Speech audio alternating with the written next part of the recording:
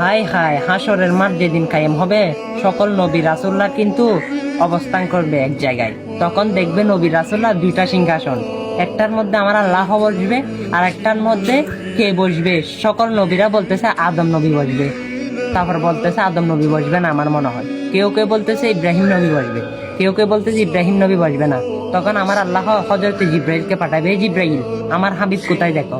তখন জিব্রাইল আমার রাসূলকে খুঁজতে খুঁজতে এক জায়গায় যাবে, যেটা হচ্ছে ফুলসিরাতের সামনে যাবে। যখন ফুলসিরাতের সামনে গেল, তখন দেখবে আমার রসুল এমন ভাবে কান্না করতেছে, সিজদা পড়ে কান্না করতে করতে আমার রসুলের সারা গায়ে কাদা মাটি লেগে আছে।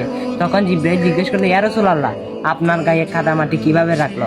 তখন আমার রসুল বলবে, হে জিব্রাইল, আমি কান্না করতে করতে আমার চোখের পানি এখানে কাদা হয়ে আমার গায়ের মধ্যে লেগে আছে।